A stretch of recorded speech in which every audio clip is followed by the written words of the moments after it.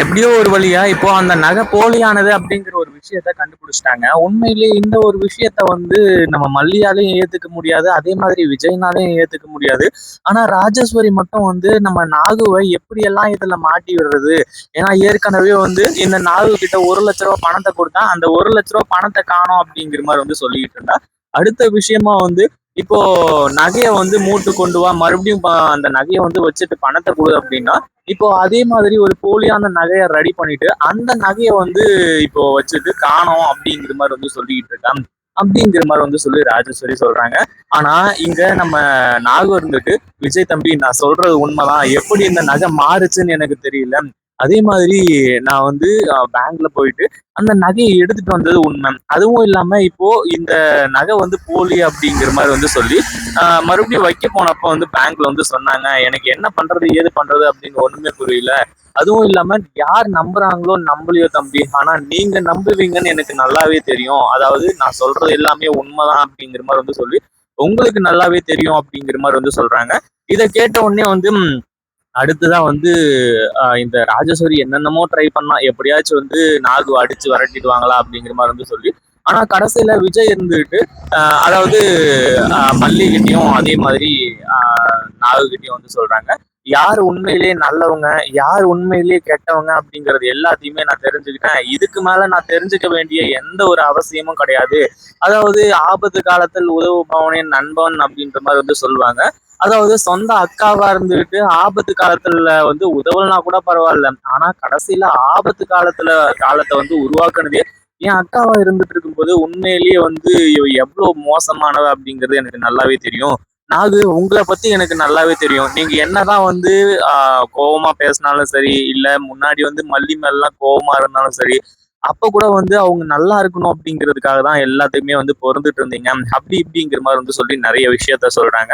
இதை கேட்டதுக்கு அப்புறமா இப்போ நாகு நீ புரிஞ்சுக்கிட்டல தம்பி, அதுவே எனக்கு போதும் அப்படிங்கிற மாதிரி சொல்றாங்க. அதே மாதிரி உண்மையிலேயே இந்த நகை என்னாச்சு, அதுவும் இல்லாம இந்த நகை எப்படி மாறுச்சு அப்படின்றத எல்லாத்தையுமே நான் இப்ப கண்டுபிடிக்க போறேன். இப்ப பஸ்தமா சிக்குவாங்க. அதுவும் இல்லாம இவ்வளவு நேரமா நாகு மேல பழி போட்டுட்டு இருந்த இந்த ராஜேஸ்வரிய கூட இதை பண்ணிருக்கலாம். அதாவது ஏன் அக்கா அப்படின்ட்டு நான் அவளை நம்ப மாட்டேன் அப்படிங்கிற மாதிரி சொல்லி நம்ம விஜய் சொல்ல ஆரம்பிச்சுறாங்க. அதாவது நம்ம மல்லியும் அதே மாதிரி நாகுவும் கூட விஜய் சொல்றதை கேட்டு ஒரு சில விஷயங்கள்லாம் யோசிச்சாங்க. அதாவது உண்மையிலேயே நாகு, அதாவது இந்த ராஜேஸ்வரி தான் எடுத்திருப்பாங்க அப்படிங்கிற மாதிரி சொல்லி. ஆனா உண்மை அது இல்லை அப்படிங்கிற ஒரு விஷயம் இதுக்கப்புறம் தான் தெரிய வரப்போகுது. அதுவும் இல்லாம நம்ம விஜய் இப்படி ஒரு ட்விஸ்ட கொடுப்பாரு அப்படின்னு கொஞ்சம் கூட எதிர்பார்க்கவே இல்லை. ஏற்கனவே ரூ. 1,00,000 காணாம போன ஒரு விஷயம் எல்லாருக்குமே நல்லாவே தெரியும். ரூ. 1,00,000 என்ன ஆச்சு ஏதாச்சு அப்படிங்கிற மாதிரி சொல்லி அதை நம்ம விஜயம் அந்த அளவுக்கு மிக பெருசா கண்டுக்கல. ஆனா இது சாதாரணமா 1,00,000 அப்படிங்கிற மாதிரி சொல்லி விட்ட கணக்கு கிடையாது.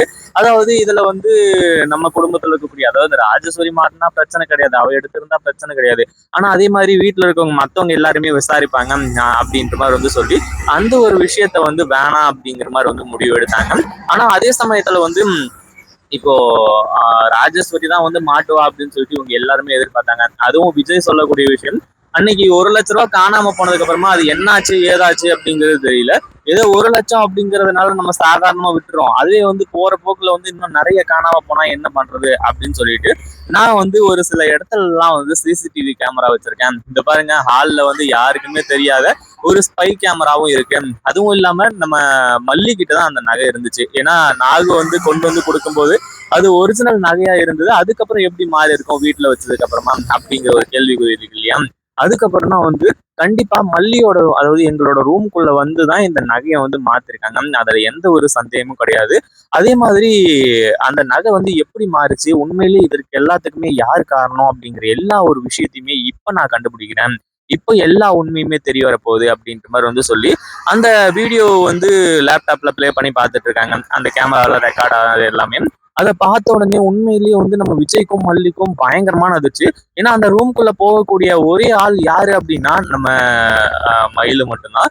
மயிலு தான் அந்த ரூம்குள்ள போனாங்க. அதுவும் இல்லாம அந்த நகையையும் மயில் தான் எடுத்திருக்காங்க அப்படிங்கிற ஒரு விஷயம் தெரிய வருது. உண்மையிலேயே மயில் இவ்வளவு கேவலமான ஒரு காரியத்தை பண்ணுவா அப்படின்னு சொல்லிட்டு நம்ம விஜய், மல்லி இவங்க யாருமே நினைச்சு கூட பார்க்கல. ஆனா அதே சமயத்துல இப்போ மிகப்பெரிய டவுட் எல்லாமே வரப்போகுது. அதே மாதிரி இந்த மயில் வந்து கண்டுபிடிச்சாங்க இல்லையா, மயிலு தான் வந்து இப்போ அந்த இவங்கள, அதாவது அந்த நகையை வந்து திருடுனது அப்படிங்கிற மாதிரி வந்து சொல்லி, ஆனா அதுக்கப்புறம் அந்த மயிலுக்கு வந்து ஃபோன் பண்றாங்க. அதாவது இந்த மாதிரி வந்து, எங்க இருக்க மயிலு, எதுக்காக இப்படி பண்ண, ஏன் வந்து அந்த நகையை வந்து எடுத்த அப்படிங்கிற மாதிரி வந்து சொல்லி கேட்கலாம் அப்படிங்கிறதுக்காக ஃபோன் பண்றாங்க. ஆனா ஏற்கனவே வந்து இந்த தினேஷ் இருந்துகிட்டு, இந்த மாதிரி உன் போன் இருந்தா நம்மளை கண்டுபிடிச்சு வந்துருவாங்க, நான் உனக்கு புது போன் வாங்கி தரேன், இனிமே எல்லாமே உனக்கு நான் தான் அப்படிங்கிற மாதிரி வந்து சொல்லி புது போனை வந்து வாங்கி கொடுத்தான். அப்படி இருக்கும்போது அந்த போன் வந்து இப்போ கடையில இருக்கு. அதே மாதிரி மயிலோட போன் வந்து நாட் ரீச்சபிள், சுவிட்ச் ஆஃப், அப்படி இப்படின்ற மாதிரி வந்ததுனால இப்போ என்ன பண்றது ஏது பண்றது அப்படின்னு சொல்லிட்டு வந்து தெரியாம டைரக்டா வந்து அவங்க காலேஜுக்கே வந்து ஃபோன் பண்ண ஆரம்பிச்சுறாங்க. அதுக்கப்புறம் தான் மிகப்பெரிய உண்மையே தெரிய வரப்போகுது. ஏன்னா யாரையுமே வந்து நாங்க முன்னாடியே வர சொல்லல அப்படிங்கிற, அதாவது 5 பேர் மட்டும், 5 பொண்ணுங்களை மட்டும் முன்னாடியே வர சொன்னாங்க அப்படின்ற மாதிரி சொல்லிட்டு தான் பண்ணாங்க. அந்த ஒரு விஷயமும் வந்து இப்ப தெரிய வருது. அதாவது நாங்க யாரையுமே வர சொல்ல, ஏதோ தவறு நடந்திருக்கு அப்படிங்கிற மாதிரி வந்து சொல்றாங்க. இப்போ மயிலு வந்து அந்த நகையை எடுத்தது, அடுத்ததா வந்து அங்கிருந்து வந்து போனது, இப்படின்ற பல விஷயங்கள், அதாவது எங்க போனான்னு தெரியாம இருக்கு அப்படின்னு சொல்லிட்டு விஷயத்த வந்து இப்போ எல்லாத்தையுமே யோசிச்சு பார்க்கும்போது கடைசியில் நாகவும் மல்லியும் முடிவு பண்ணிட்டாங்க, அந்த பையன் கூட தான் ஓடி போயிட்டா அப்படின்னு சொல்லிட்டு. அடுத்துதான் நம்ம மயிலுவை காப்பாத்துறதுக்காக ஓடோடி போக போறாங்க. இதை பத்தி நீங்க என்ன நினைக்கிறீங்க? அந்த வீடியோ பிடிச்சிருந்தா லைக் பண்ணுங்க, ஷேர் பண்ணுங்க. இப்பதான் நம்ம சேனலுக்கு ஃபர்ஸ்ட் டைம் வரீங்க அப்படின்னா கீழ இருக்க சப்ஸ்கிரைப் பட்டனை பிரஸ் பண்ணிக்கோங்க.